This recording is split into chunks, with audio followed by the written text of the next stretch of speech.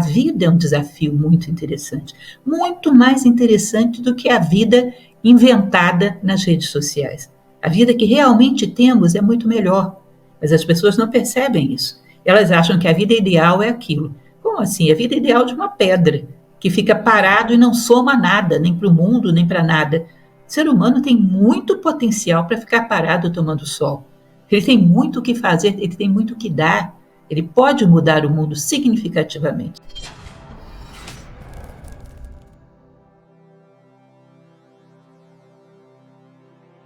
E às vezes as pessoas já me fizeram essa pergunta. Bom, quem está lutando pela sobrevivência, como é que vai buscar vida, de fato?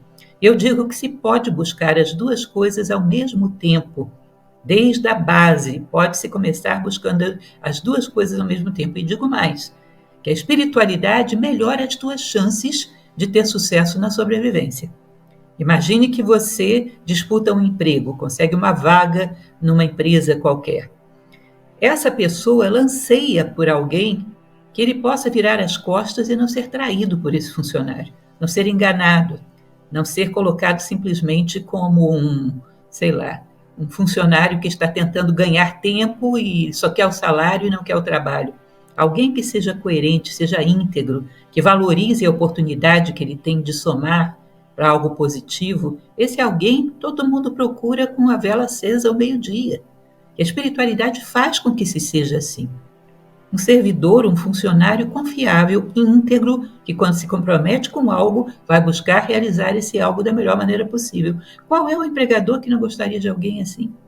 Necessariamente a pessoa que tem espiritualidade está comprometida com valores. E todo mundo está procurando pessoas com valores. Todos os lugares do mundo, todos os postos do mundo estão carecendo de pessoas com valores. Né? Portanto, nesse campo aí há muito pouca concorrência, porque são poucos os candidatos. Então, a melhor maneira de conseguir o seu espaço no mundo é tendo valores. Esse tipo de pessoa é muito rara. Imagine você que não existisse humanidade, nunca tivesse sido criada a humanidade. E, os planetas, a vida como um todo se desenvolvesse, não haveria uma realidade nesse planeta, uma realidade nessas vidas que estão aqui, vegetais, animais. As coisas não teriam um sentido só porque não há homens para observá-las? As coisas existiriam e teriam sentido e teriam um porquê, ainda que não estivéssemos aqui para vê-las. E aí surge o ser humano. Ele é tão vaidoso na sua interpretação da realidade que ele acha que ele tem status de criador, que o que ele imagina do mundo, o mundo realmente vai se tornar. Na Idade Média, todo mundo achava que a Terra era plana e que no final da Terra havia um abismo, uma boca de dragão aberta para que aqueles incautos fossem engolidos, não é isso? A maioria das pessoas pensavam isso. E, no entanto, a Terra não deixou de ser geóide por causa disso. Ela é o que é. O que os homens podem é chegar a perceber isso ou não. Então, existe uma realidade das coisas como são. Quando a gente para de se projetar as nossas aparências, projetar as nossas sombras sobre as coisas, nós começamos a ver um pouco daquilo que eu chamo de verdade. As coisas como são em si, e não o ponto de vista das coisas que mais me agrada, aquele ângulo das coisas que mais me beneficia. Lembra daquela passagem da música do Caetano Veloso, que ele diz que Narciso acha feio o que não é espelho? Então nós transformamos tudo no nosso espelho. Tudo é visto a partir do ângulo que me interessa, do ângulo que me agrada. E nós não nos interessamos em saber o que as coisas são em si. Quando nós pararmos de ser tão egoístas, tão egocêntricos, e realmente nos interessarmos por alguma coisa do lado de fora, nós começamos a aguçar a nossa vista para ver o que as coisas são. Mas enquanto estamos centrados em torno do nosso umbigo, totalmente voltados para os nossos interesses e nossas necessidades, não vemos mais nada. Vemos o nosso reflexo projetado em tudo, distorcemos tudo. Aí realmente esse mundo distorcido fomos nós que criamos. Mas o mundo existe em si, independente das nossas projeções. E isso é a verdade. A verdade é a realidade das coisas sem as projeções que os seres humanos geram. Nós não confiamos que aquilo que a vida nos oferece é muito melhor do que aquilo que nós ofereceríamos a nós mesmos se a vida estivesse nas nossas mãos, se nós estivéssemos escrevendo o script da vida. Se você pega essas pessoas que nas redes sociais se colocam o tempo todo na beira da praia tomando uma água de coco ou uma cerveja, tomando aquele bronze, você imagina a vida de alguém que fosse simplesmente isso, que não fizesse absolutamente nada por ninguém, que não criasse nada que tivesse algum valor para as pessoas, que não fosse fator de soma na vida de ninguém, ficasse simplesmente passivo, recebendo sol e água de coco e cerveja na beira de uma praia. Que inferno de vida inútil! Que inferno! Provavelmente a vida que ele realmente tem é muito melhor do que aquela. A vida que ele realmente tem, ele está crescendo, ele tem provas. Se ele toma essas provas como desafios, ele sai maior do outro lado. Ele está vencendo dificuldades o tempo todo, ele está tendo oportunidades de aprendizado todos os dias, todos os momentos. Ele tem a oportunidade de subir degraus e ver as coisas de uma maneira muito mais ampla. A vida é um desafio muito interessante, muito mais interessante do que a vida inventada nas redes sociais. A vida que realmente temos é muito melhor, mas as pessoas não percebem isso. Elas acham que a vida ideal é aquilo. Como assim? A vida ideal de uma pedra, que fica parado e não soma nada, nem para o mundo, nem para nada. O ser humano tem muito potencial para ficar parado tomando sol. Ele tem muito o que fazer, ele tem muito o que dar. Ele pode mudar o mundo significativamente. E quando encaramos esse potencial em nós e nos entusiasmamos por ele, aí sim começamos a viver. Como é que nós podemos desprezar isso por uma vida artificial que não soma nada, não traz nada, não tem nenhum sabor? Eu vejo, às vezes, os personagens criados nos produtos populares, seja telenovelas, seja reality show, seja lá o que for, os personagens criados para serem invejados pelas pessoas são, em geral, muito inúteis. São, em geral, muito inúteis. Não são pessoas que contribuam significativamente para a vida, que sejam exemplos de aperfeiçoamento, que sejam exemplos de integridade, de ética, de honestidade, que possam ser um referencial a ser seguido. Dificilmente você vai encontrar alguma coisa desse tipo em produtos culturais. Ou seja, a nossa vida é melhor do que isso. A nossa luta para sermos hoje um pouco mais humildes, hoje um pouco mais íntegros, hoje um pouco mais generosos, é muito mais bonita de se ver do que qualquer enredo de telenovela. Tem muito mais sabor do que qualquer coisa inventada pelo homem. E temos que confiar nisso. Como uma criança que ainda não enjoou de brincar com o ursinho.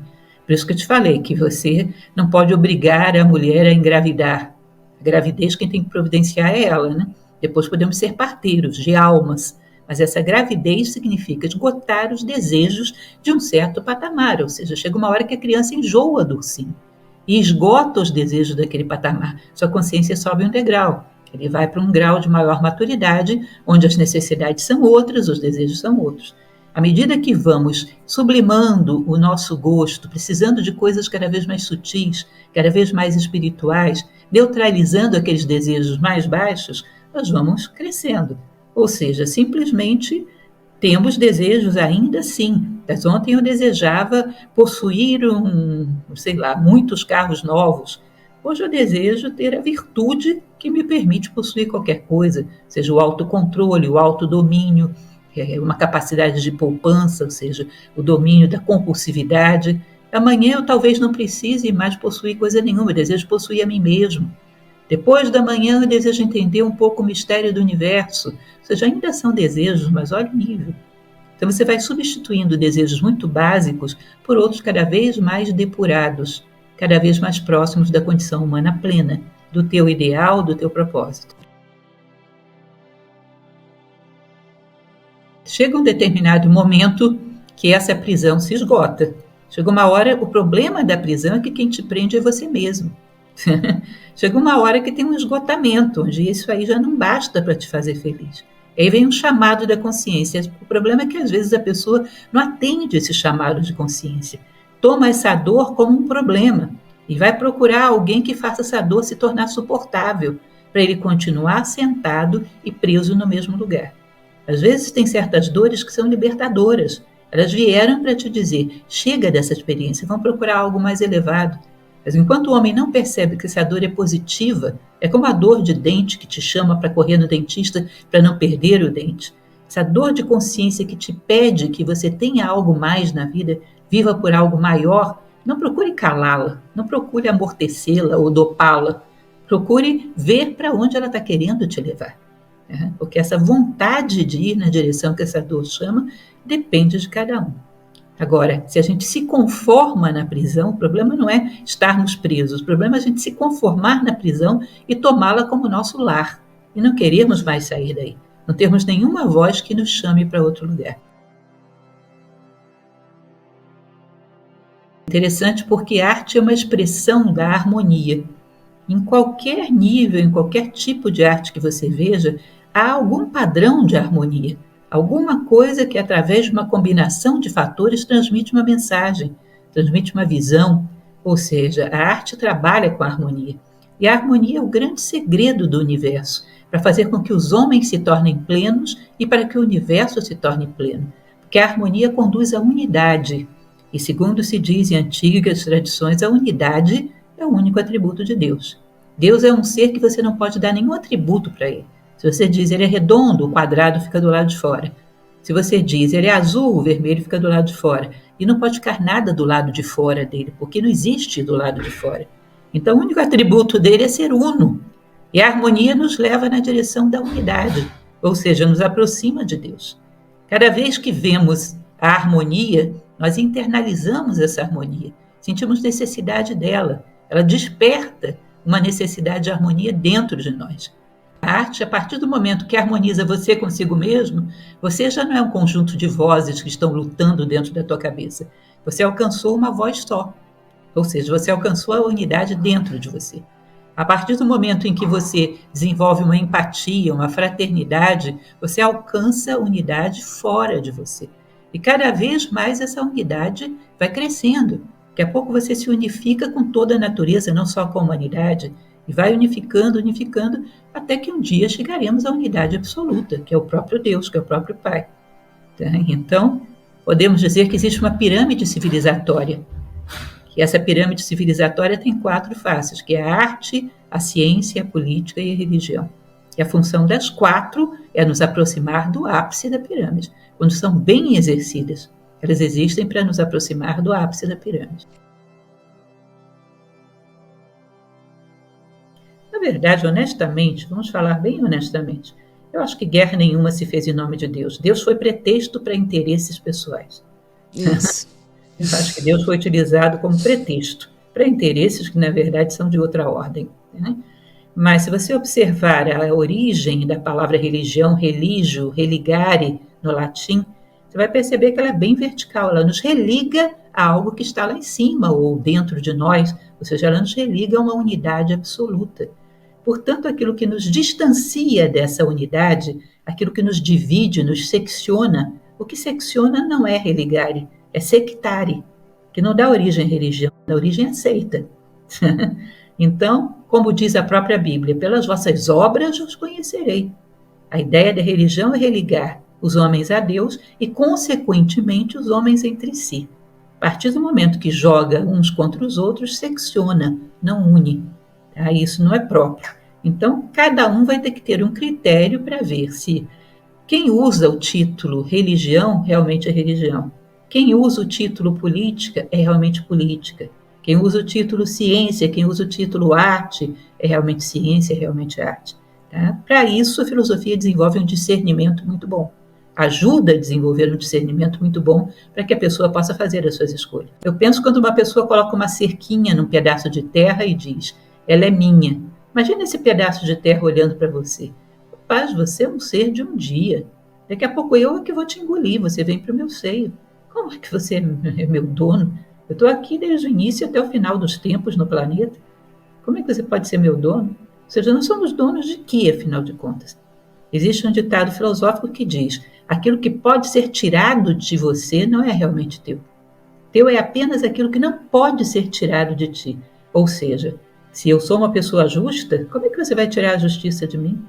Se eu sou uma pessoa íntegra, como vai tirar isso? Então, isso é realmente meu. Qualquer outra coisa é ocasional.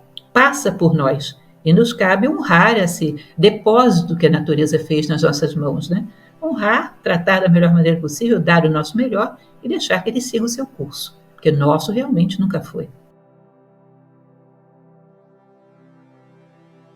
Imagine você, existe inclusive uma teoria que fala sobre isso, a teoria de Gaia, que diz que o planeta é um ser vivo. E assim como o nosso corpo, que é um ser vivo, tolera muitos micro-organismos dentro dele, vivendo numa harmonia perfeita, por exemplo, temos uma riqueza de micro-organismos na nossa flora intestinal fora do comum.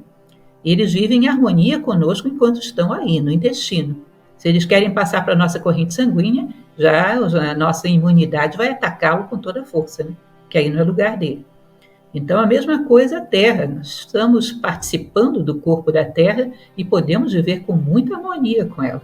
Mas a partir do momento que começamos a entrar no lugar errado ou a agir de maneira inadequada e prejudicar o corpo da Terra como um todo, será que essa Terra também não tem um sistema de imunidade? Ela não manda também lá o seu exército de glóbulos brancos em cima de nós? Ela não tem os seus mecanismos para dizimar aquilo que está adoecendo, está fazendo com que ela sofra? É muito provável, porque isso é uma lei da vida. O Caibalion egípcio tem um princípio que é o princípio da correspondência. O que há acima, há abaixo. Se isso acontece no nosso corpo, e se nós possamos fazer uma suposição de que a Terra também é viva, é muito provável que aconteça no corpo dela também. Então, da maneira como nós convivemos com a Terra, determina se ela nos quer ou se ela quer nos eliminar. E aí é um sofrimento que, às vezes, é provocado de um lado e a consequência vem de outro, né? E, às vezes, pessoas que não têm nada a ver com o problema, estão no Rio Grande do Sul, sofrem por um efeito estufa gerado do outro lado do planeta, enfim. Aí é difícil da gente poder direcionar os efeitos exatamente para quem gerou as culpas, né? Acaba sofrendo todo mundo.